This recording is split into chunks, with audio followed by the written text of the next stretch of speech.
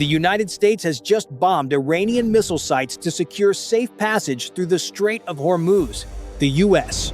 Central Command announced that American forces struck fortified Iranian missile bases along the coast near the Strait of Hormuz not long ago, using multiple 5,000-pound bunker-buster bombs. These sites housed anti-ship cruise missiles that were threatening international commercial vessels passing through the strait. Iran also confirmed that their Bushehr nuclear plant was hit. The Atomic Energy Organization of Iran stated yesterday, the 17th, that a flying object crashed into the Bushehr nuclear power plant area, but fortunately caused no financial, technical, or human losses, and did not damage any part of the facility. The cause of the incident remains unclear, and no other independent sources have mentioned it. According to Iran International, Russia, which supplies fuel to the plant, has withdrawn some experts along with their families from Bushehr due to the escalating conflict in Iran. On the same day, President Donald Trump said that the United States was stunning Iran. Speaking at the White House, Trump said, "We are hitting them hard. They are not allowed to have nuclear weapons, and now they understand that clearly. We have a great nation with the strongest military on the planet. I rebuilt it during my first term, never expecting to use it so much in the second term. I have the utmost respect and admiration for our soldiers." According to the Washington Post, citing a cable sent on Tuesday, the U.S. State Department ordered all embassies and consulates worldwide to conduct immediate security checks.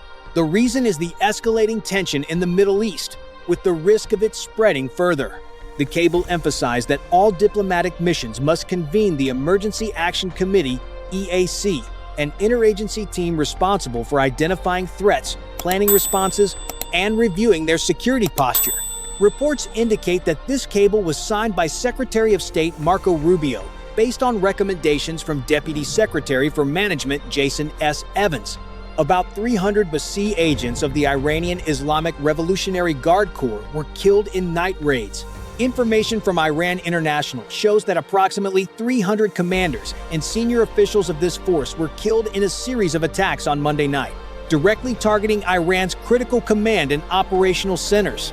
The strikes focused on both the Basij logistics system and command structures, a force long used to suppress dissent and quell anti-government protests. In a significant blow, the maintenance center of a support unit was hit. The site contained hundreds of cars and motorcycles used for street and residential patrols. Preliminary reports state that all vehicles were completely destroyed. Facilities linked to the Mohammad Rasulullah Corps, the IRGC unit responsible for the Greater Tehran area, were also attacked. The Imam Hadi Security Unit, a strategic command center in Tehran, suffered severe damage. The Imam Ali Security Battalion's central in suppressing protests incurred heavy casualties and equipment losses.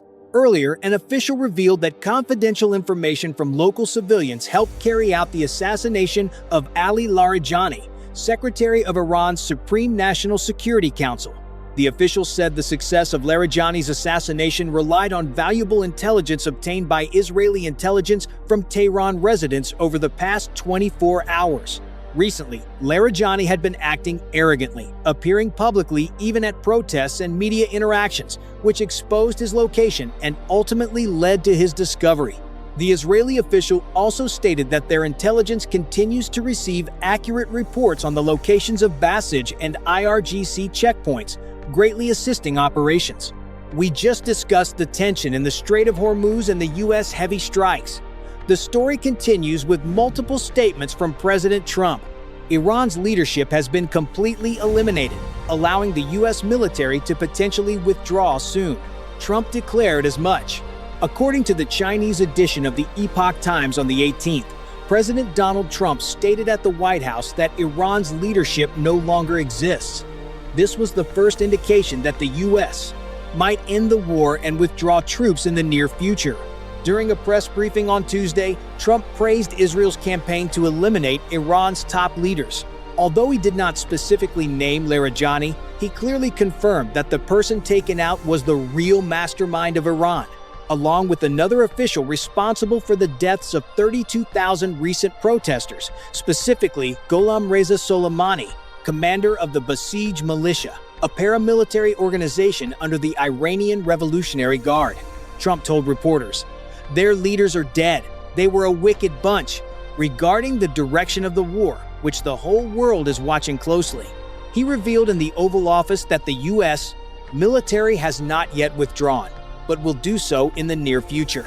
He also emphasized that the damage caused by the U.S.-Israel alliance is so significant that Iran's military would need 10 years to rebuild. During lunch yesterday in the Oval Office, Trump said he decided to temporarily put economic improvements on hold, adding that a few more weeks would complete the task. It is unclear whether he meant the ongoing trip or additional weeks required. He joked that the biggest problem after eliminating so many Iranian leaders is now not knowing whom to deal with. Regarding Joe Kent, director of the National Counterterrorism Center, resigning in protest of the war with Iran, Trump said it was a good thing. Kent claimed Iran was not a threat, while Iran clearly is. Every country recognizes this. The issue is whether they dare to act. When answering media questions during a meeting with Irish Prime Minister Michel Martin at the White House, Trump said, "I read Mr. Kent's statement. I always thought he was a good man, but when it comes to security, he is very weak, really weak." Trump added, "If I had not canceled the terrible nuclear deal Obama signed with Iran, a nuclear war would have started 4 years ago. You would have faced a nuclear disaster. And if we do not bomb Iran's nuclear facilities, a nuclear disaster would happen again." He stated that there is no room for skeptics in his administration. Anyone working with us who claims Iran is not a threat is not needed. They are not intelligent enough, or more precisely, not wise enough. The U.S. president emphasized that Iran is a major threat, and most NATO countries agree. Earlier, Kent announced his resignation on Tuesday morning on X, citing disagreements with President Trump over armed conflict with Iran. The UAE may join the U.S. in escorting ships through the Strait of Hormuz. As Iran continues to block this crucial waterway, Anwar Gargash, foreign policy advisor to the UAE president, stated on Tuesday, the 17th, that the UAE could participate in a U.S.-led operation to protect maritime traffic through the strait. According to Reuters, Gargash said at an online event organized by the U.S. Council on Foreign Relations that negotiations are ongoing with no official agreement yet. He emphasized that major powers in Asia, the Middle East, and Europe all have a responsibility to maintain trade and energy flow through this route. He noted that it benefits everyone, and everyone must contribute. The Strait of Hormuz is extremely important to the UAE economy because it is a major oil exporter and trade hub. Iran has repeatedly attacked UAE vessels off the Persian Gulf Coast, where oil exports are loaded. Gargash said that while initially expecting Iran to conduct limited attacks in the Middle East after U.S.-Iran nuclear talks failed, the reality is much larger in scale. He said Iran is carrying out comprehensive attacks. The UAE is the most affected Gulf country. The UAE Ministry of Defense announced on Tuesday that their air defense system intercepted 10 ballistic missiles and 45 drones from Iran that day. Since Iran's public provocations, the UAE air defense has intercepted 314 ballistic missiles, 15 cruise missiles, and 1,672 UAVs.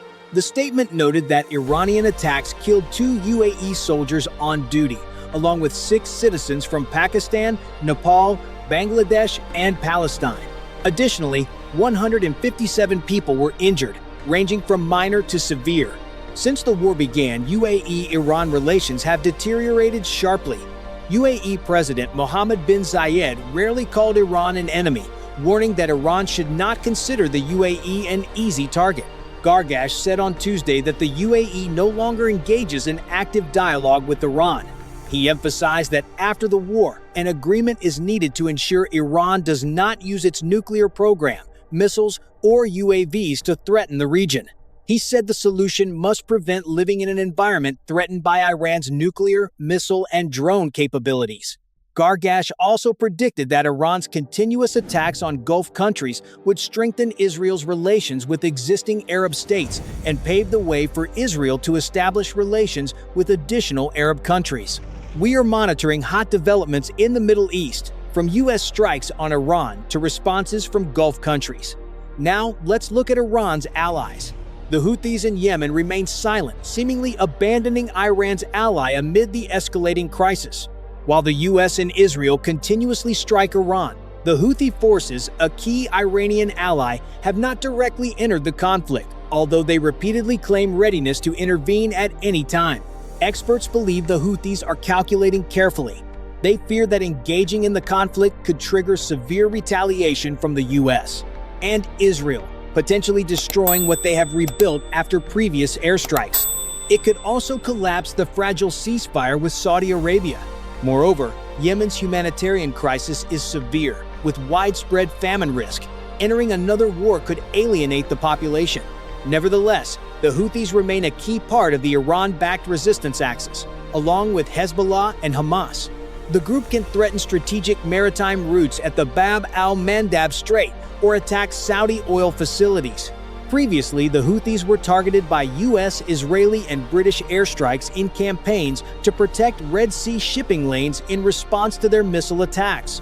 Despite reduced strength, they retain offensive capability due to their drone arsenal.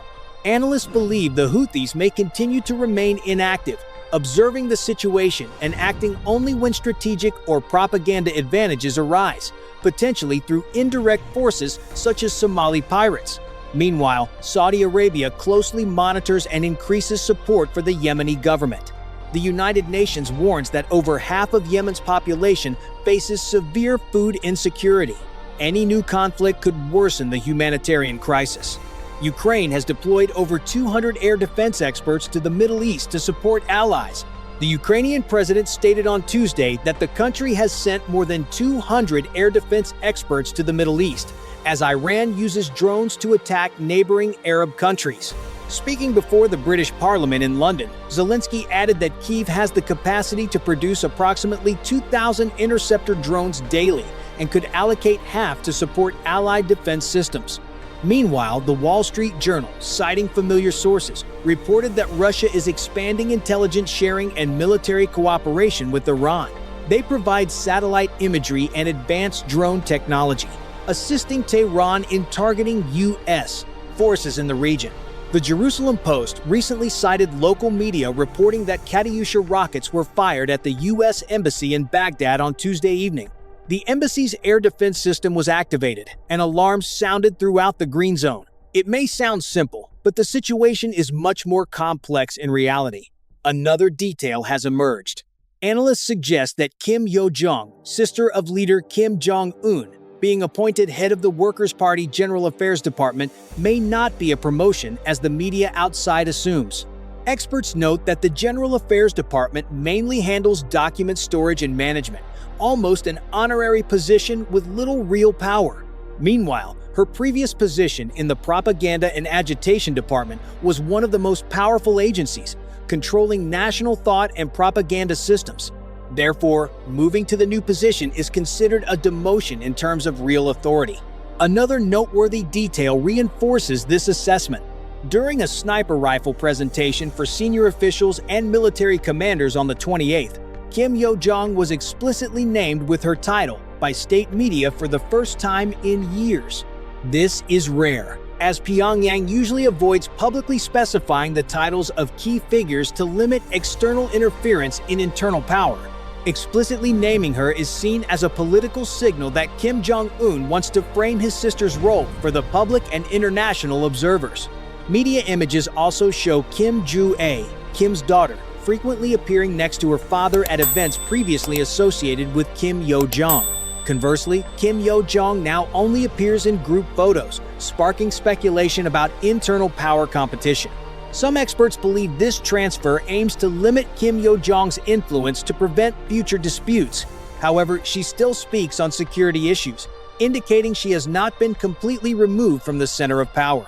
Currently, Kim Yo-jong is still considered a potential successor if a contingency occurs, as Kim's daughter is too young to assume power.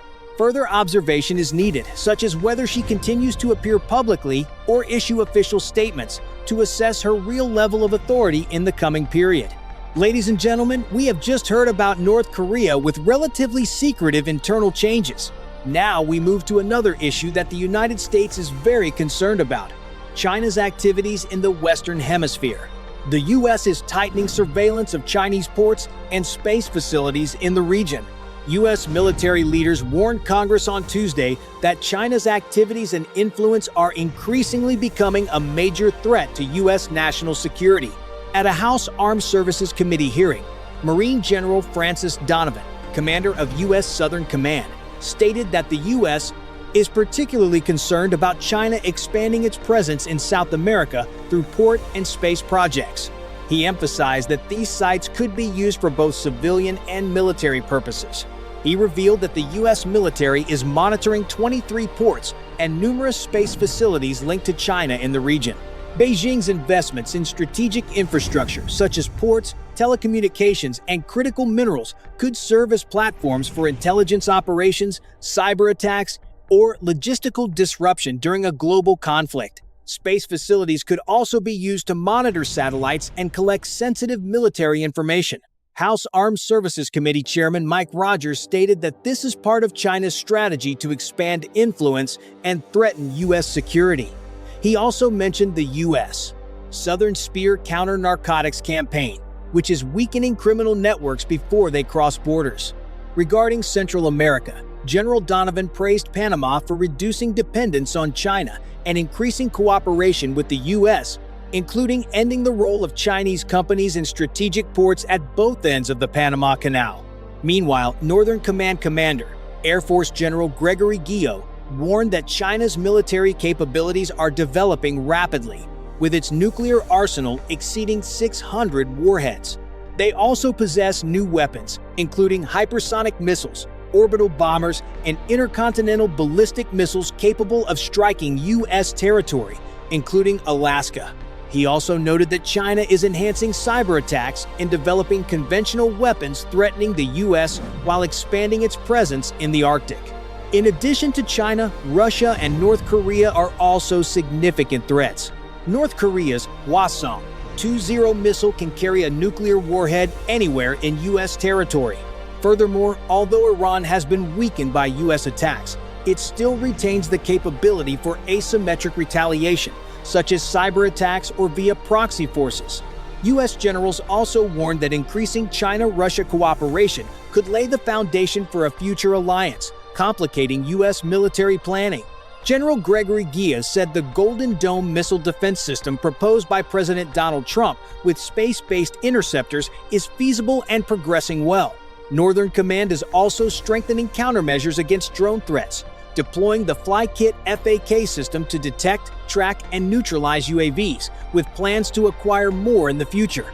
This system has proven effective in past operations, including successfully intercepting drones at a strategic U.S. facility.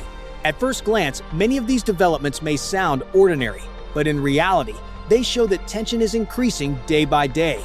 Thank you for taking the time to follow these updates. We hope today's information is useful. See you in the next reports.